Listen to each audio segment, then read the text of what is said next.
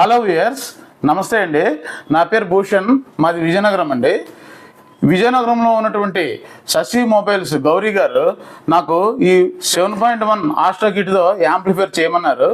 అందుకు చేసామండి. ఇది ఆయన దగ్గర Sony speakers and sub woofer, Blu-ray player ఇవన్నీ కూడా ఫుల్ సెట్ ఆయన దగ్గర ఉందండి. కాకపోతే బ్లూరే ప్లేయరు ఆయనది డ్యామేజ్ అయింది, వర్క్ అవ్వట్లేదు, ఎక్కడ రిపేర్ అవ్వట్లేదు అని చెప్పేసి అది పక్కన పట్టేశారు. ఓన్లీ స్పీకర్స్ ఆయన దగ్గర ఉన్నాయన్నమాట.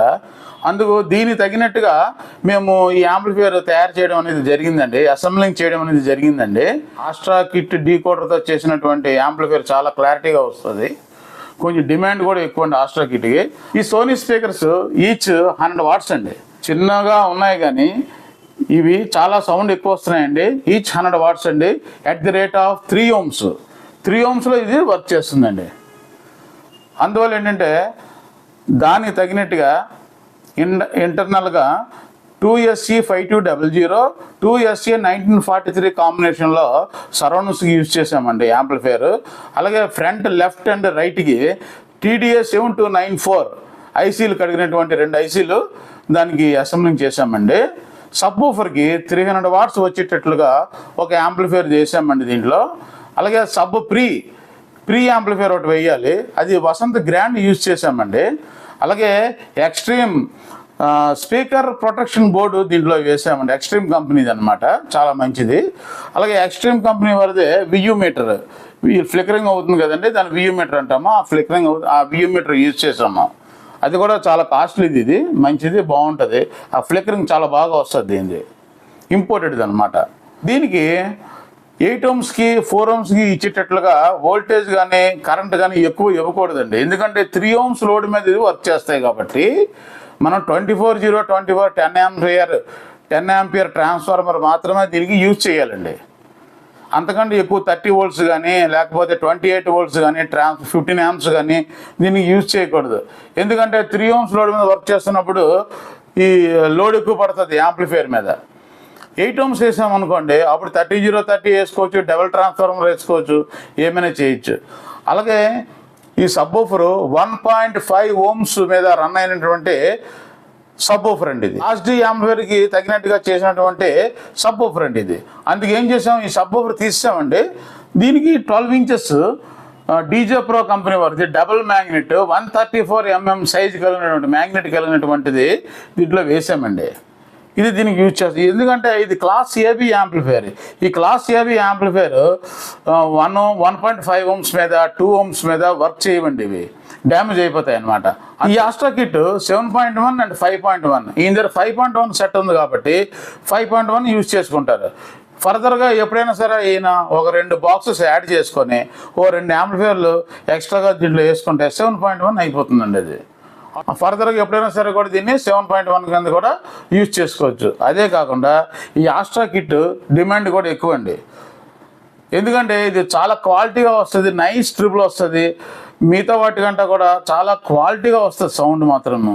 అందుకే ఆస్ట్రా కిట్ యూజ్ చేస్తారండి. దీని రిమోట్ కూడా ఈ విధంగా ఉంటుందండి, చాలా క్లాస్గా ఉంటుంది రిమోట్. చాలా ఆప్షన్స్ ఉంటాయి దీంట్లో కూడా. ఈ రిమోట్ ఆప్షన్స్ మీకు కావాలంటే బిఫోర్గా యూజ్ చేసినటువంటి వీడియోస్లో ఉంటుంది, చూడండి. ఈ రిమోట్ ఆపరేషన్స్ ఎలా చేయాలి, ఏ బటన్ దేనికి వర్క్ చేస్తుంది అనేది ఇంతకుముందు నేను చేసినటువంటి వీడియోస్లో ఉంటుంది. ఇది డీజే ప్రో కంపెనీ వారిది సబ్ వూఫర్ అండి. ఇది డబుల్ మ్యాగ్నెట్ 134 mm మ్యాగ్నెట్ కలిగినటువంటి సబ్ వూఫర్ అండి. ఇది జేబిఎల్ అయితే 120 mm ఉంటుంది, అది డబుల్ మ్యాగ్నెట్, ఇది డబుల్ మ్యాగ్నెట్.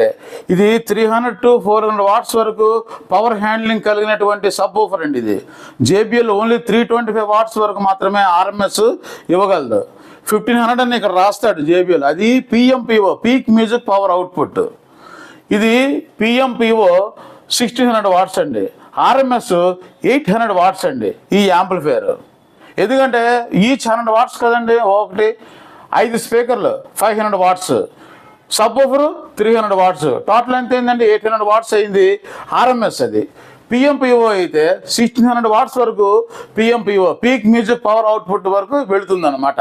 జేబిఎల్ గంట కూడా ఈ వూఫర్ చాలా బాగా వర్క్ చేస్తుందండి. ఎవరైనా ఒకసారి యూజ్ చేసి చూడండి, ఇది చాలా బాగుంది. దీనికి మళ్ళీ ఇలాంటి గ్రిల్ వస్తుంది. ఈ గ్రిల్ ఈ విధంగా ఫిట్ చేసుకోవడమే.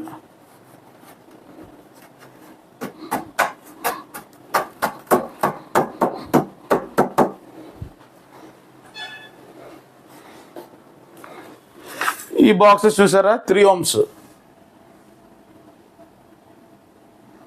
ఒకటి కూడా ఇక్కడ చూసారు చూడండి, 3 ohms మీద వర్క్ చేస్తుంది.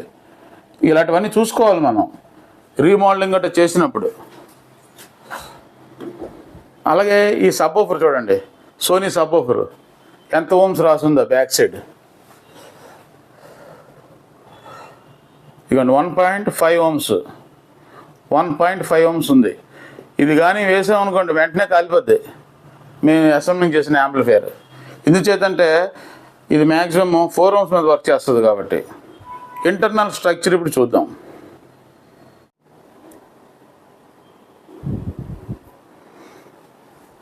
ఇది ఇంటర్నల్ స్ట్రక్చర్ అండి.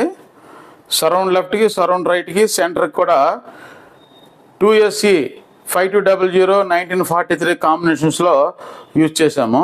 ఫ్రంట్ లెఫ్ట్కి, రైట్కి మాత్రం TDA 7294 కలిగినటువంటి 2 ICలు యూజ్ చేసాము. ఇది sub woofer amplifier, maximum 300 watts వరకు వర్క్ చేస్తుంది. అలాగే సబ్ ప్రీకి వసంత్ గ్రాండ్ యూజ్ చేసామండి. వియూ మీటర్కి ఒక గెయిన్ కంట్రోల్ ఒకటి యూజ్ చేసామండి. ఇది పవర్ సప్లై అన్నమాట. ఇది 24024 10 ampere ట్రాన్స్ఫార్మర్ అండి. మంచి క్వాలిటీ కలిగినటువంటి ట్రాన్స్ఫార్మర్ ఇది. అలాగే ఇది ఆస్ట్రా కిట్ డీకోడర్ అండి. ఈ డీకోడర్ మీద ఈ విధంగా కవర్ వేయాలండి, లేదంటే డస్ట్ పడిపోయి ఈ చిన్న చిన్న ఐసీ లెగ్స్ మధ్యలోకి గ్యాప్లో డస్ట్ వెళ్ళిపోతుందండి. డస్ట్ వెళ్ళిపోయి డ్యామేజ్ అవ్వడానికి అవకాశం ఉంది. అందుకు ఏం చేసాము, దీనికి వేరేగా ఇలా కవర్ వేసాం అనమాట. డస్ట్ ఏదైనా ఉంటే పక్కకి వెళ్ళిపోతుంది ఇలాగా, అంతేగాని ఇంటర్నల్గా లోపలికి వెళ్ళదు. అందుకని ఆ విధంగా నేను చేశానండి.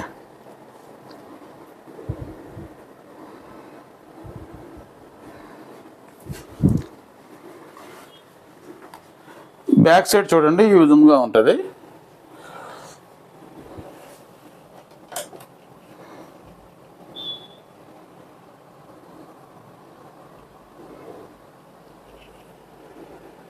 ఇదిగోండి, ఇది స్పీకర్ ప్రొటెక్షన్ బోర్డు. దీనికి 12 leaf హీట్ సింక్ వేసాం మొత్తం టోటల్గా.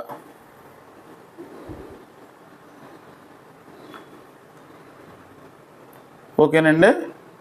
మీకు ఇలాంటి యాంప్లిఫైయర్స్ గట్రా కావాలంటే మమ్మల్ని సంప్రదించండి. Thanks for watching. నా వీడియో నచ్చినట్లయితే please like, share and subscribe sir.